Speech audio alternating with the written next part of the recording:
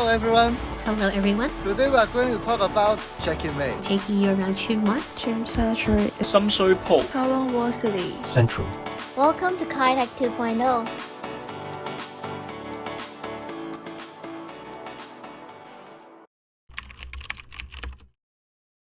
TST does have some residential housing for locals, but no public housing were found here. Shifting to Taiwan, we find a completely different scene. Unlike TST's Hotel Field Streets, here is primarily a residential area where locals live, featuring various types of housing, public housing, private estate, tenements, and village houses. Originally a village in the Shatin district, Taobao village was the original area of Taiwan.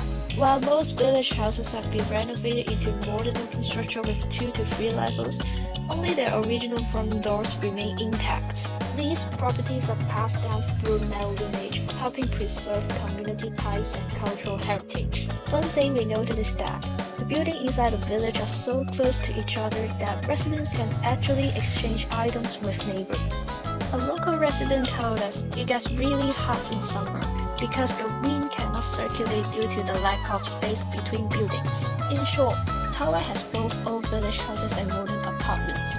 This neighborhood shows how traditional village image and new urban buildings exist side by side. In Kaitech, public spaces like the Sky Garden and Seaside Promenade encourage social interactions. Planners included open lanes between residents in the surroundings of Mokping Street and Mingkai Street of the Kaitech Green neighborhood to foster interaction and social cohesion. However, in reality, those laws have been developed as gated communities. This contradicts the original vision of co-housing, which is a bottom-up approach where residents participate in design and management, aimed at combating social isolation and fostering a strong sense of community.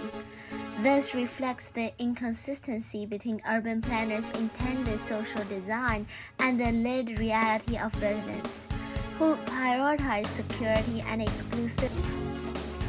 Tranquil first developed in the 1980s and has since housed more than 300,000 people. Since the district is developed through reclamation, the government has more chances to plan the place well. Tranquil has a good mix of public, subsidized, and private housing. Subsidized and public housing are further away from the MTR station and public amenities. An interesting fact is that a handful of early subsidized housing estates in Tranquil were built by private companies, echoing with Chiu and Xiu's vision of privatization of housing market in that time frame. Private housing, on the other hand, are right on top of the MTR stations, or at most a street away, or near the promenade for a great view of the waterfront and Saiwan. Social welfare amenities are now integrated into their own complex, usually inside a public housing estate to serve the community for elder care and preschool special education. Other facilities such as hospitals, libraries, and swimming pools, however, are spread across the whole Tranquil New Town and require residents to take public transportation to get there. But while Shanghai is famous for purchasing electronic and computer appliances as well as efficient trip, Tranquil is essentially a bedroom town. People go to Central, Taikoo, Kuntong, and Laichikok to work and return to the flat in Tranquil for a good night's sleep before repeating this cycle every single workday. Overall, Tranquil is a good residential area and perhaps a fair place compared with Shanghai, but it certainly lacks its uniqueness among various places within the city.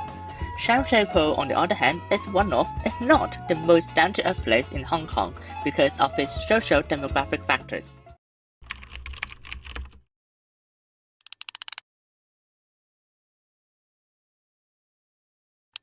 Smart cities are urban areas that use data, technology, and innovation to improve the quality of life for residents.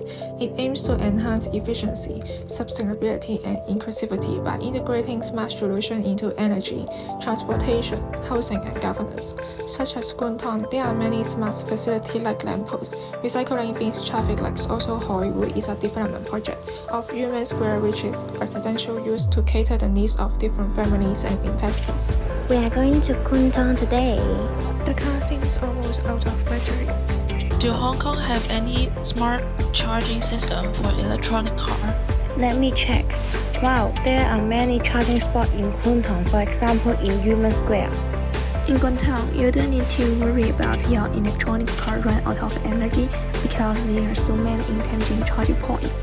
If your electronic car stops the energy on the ring, just open the My Corner Ace app and click My Map to find the electronic vehicle charging points.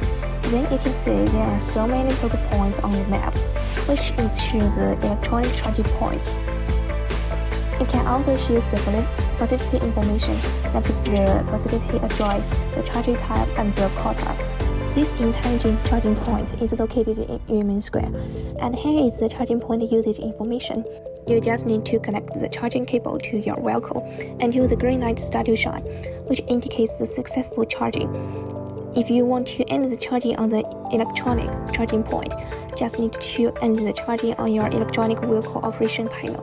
Then you can pull out the charging cable to end this process. Wow, Kuntong is such a nice spot to come. There are so many special events and places in here. Where should we start with? Maybe we can search on my KE app to check out some places we are interested with.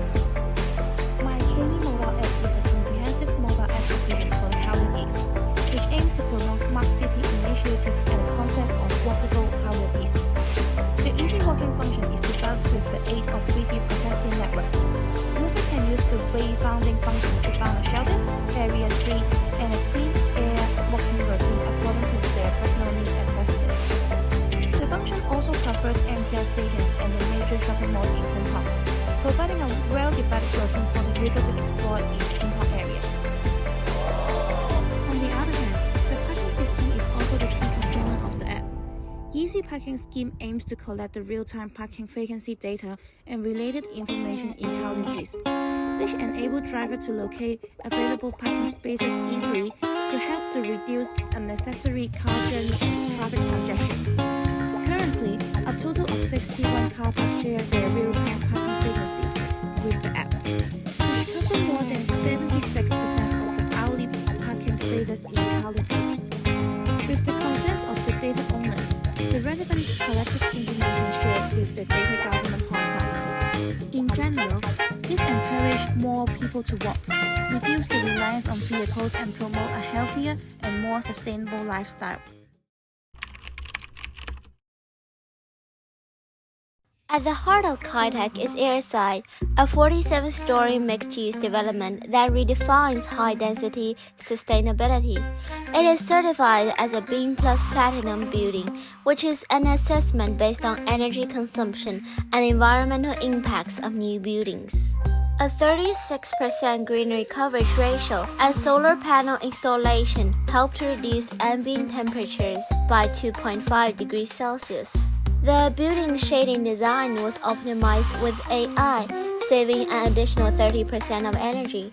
Community-centric features and low-carbon initiatives foster a sustainable lifestyle for citizens. For example, there are pet-friendly green zones and EV charging stations in the area. By combining technical innovation with urban nature synergy, Airside sets a regional benchmark for green commercial development, balancing economic developments, ecological needs, and social benefits in a high-density city context.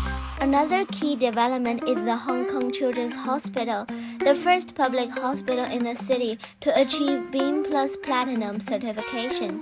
Its biopile design integrates nature with healthcare, incorporating green country yards and district cooling system. Clinical studies indicate that its architecture reduces patients' recovery time by 18%. Renewable energy sources provide 35% of its power, while wastewater recycling cuts usage by 25%. Kai-Tak's aviation heritage has been reborn in sustainable design. The former airport runway has been transformed into a 2.5-kilometer runway park with a historical promenade made of propeller benches, textured floor tiles of the old runway, and retired navigation lights. Adjacent to it, the Kai-Tak cruise terminal integrates environmental technology, including a curved roof with solar panels and an underground reservoir storing 4,000 tons of rainwater annually for irrigation. It was the first building in Hong Kong to receive near-zero carbon certification. Walking through Kai Tak, it becomes evident that the district is the product of meticulous urban planning.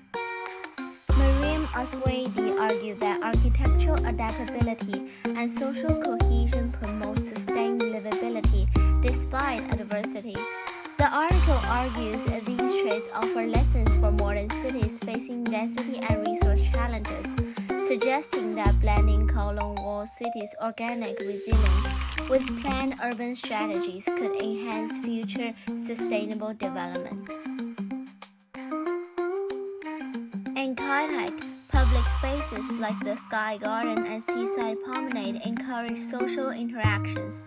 Planners included open lanes between residents in the surroundings of Mok Ding Street and Mok Tai Street of the Kai Tak Great neighborhood to foster interaction and social cohesion. However, in reality, those lots have been developed as gated communities.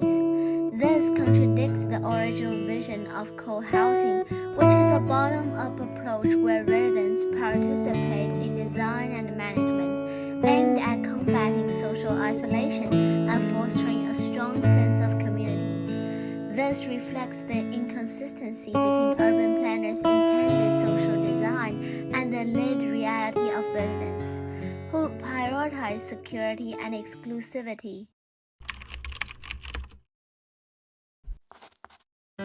As Richard Froeder said, openness, tolerance, and diversity towards all nationalities, races and professions is a key element in the development of a city. Central, as Hong Kong's international financial center, is the perfect embodiment of this spirit of tolerance. The city is full of talents from all over the world, including professionals and artists from diverse industries like finance and art. From Asia, Europe, and Southeast Asia, all of whom we can easily meet on our trip.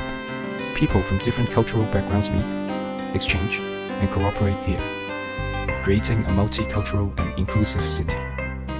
Central's inclusiveness is reflected not only in its internationalization, but also in its internal diversity. It is home to some of the world's leading financial institutions and high-class shopping malls. But at the same time, in the alleys between the high-rise buildings, you can also find some very traditional stores, such as those selling customized seals and flower vendors.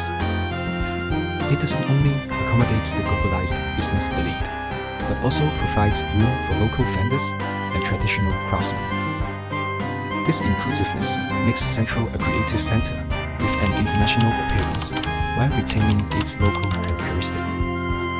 Based on our understanding of Froeder's article, we think that the meaning group does not simply point to a city or a place's economic growth, but also how a city or a place can attract talent, creative class, and creative professionals. Landry and Bianchini, 1995, state that creativity is the lifeblood of cities, since creativity is essential for production, trading, and marketing. The creative class and professionals usually need a place for them to fulfill their ideas or to express their thoughts. In this sense, how a place was built or planned has a direct effect on whether it can successfully retain talents or not.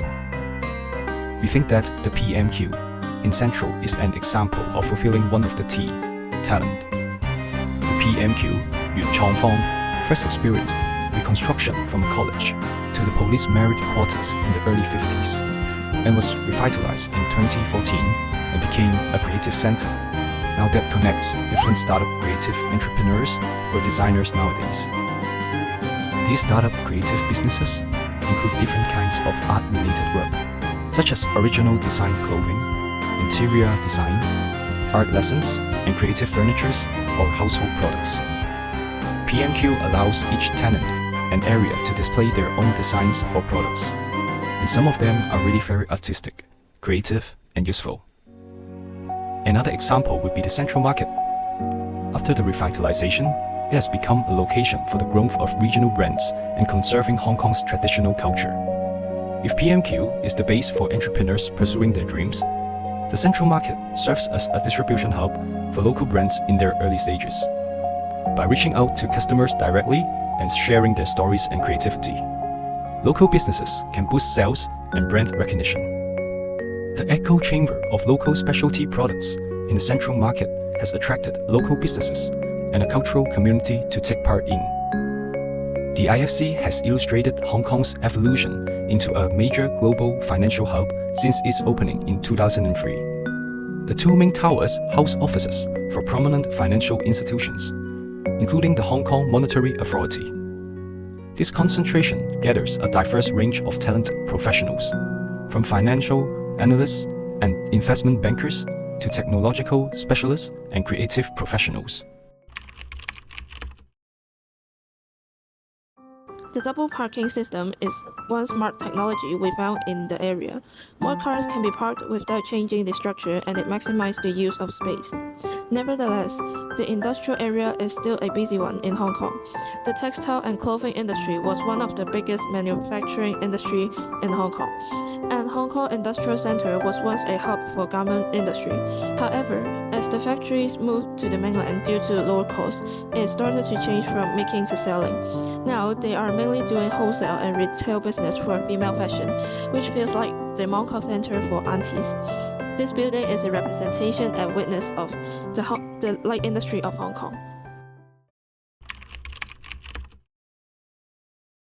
The public housing in Shui Po is currently facing enormous challenges.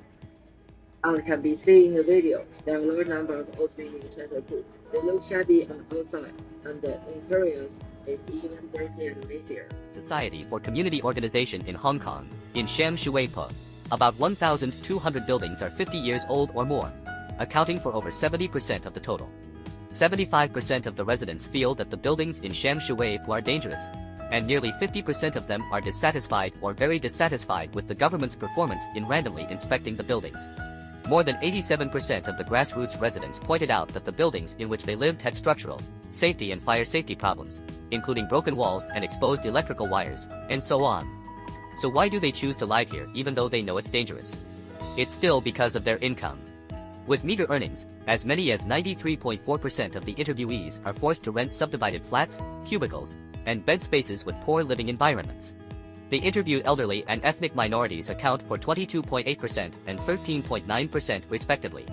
Whenever I go to Sham Shui Po, I can see many old people picking up cardboard boxes from the garbage to sell. As well as I was afraid of privacy issues, so I didn't take photos, but I noticed many ethnic minorities, seemingly South Asians, a dozen people living in one house. Elderly people and ethnic minorities are struggling for survival in Sham Shui Po.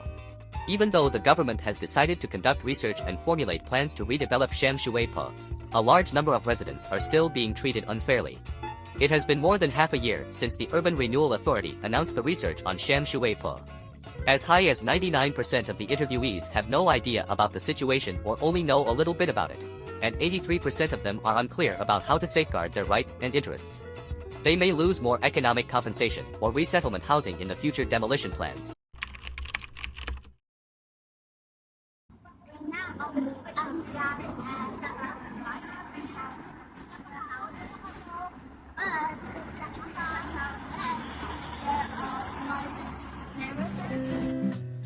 Transitional housing provides short-term accommodation for those in need. Built in just 18 months using 85% recycled materials, these units offer dignified living for vulnerable families.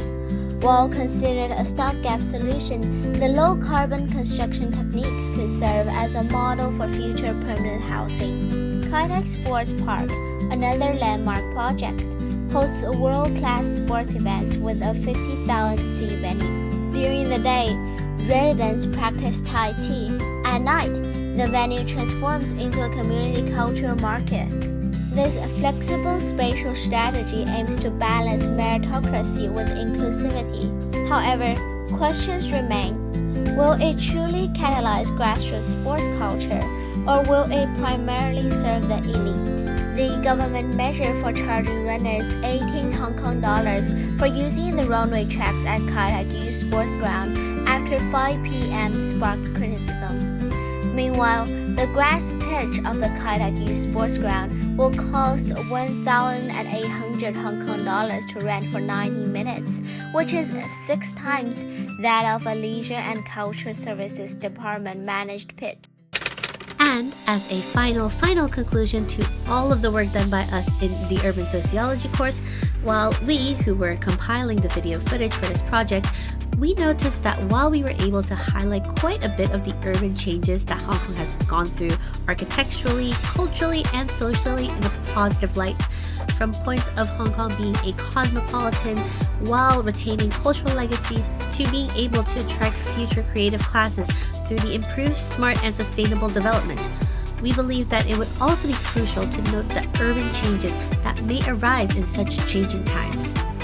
And thanks to our professor and the offerings of this course, we became more aware of the duality of urbanization, as with many benefits to development, such may also cause rising inequality, not just economically but ethnically as well, evident in anywhere between corporate settings to weekend hangout spots, to a decrease in a city affordability, where despite Hong Kong being a costly city in of itself, the privatization and corporatization of necessities as commodities in urban society ultimately creates its own problems while uplifting the glitz and glamour of new urban development.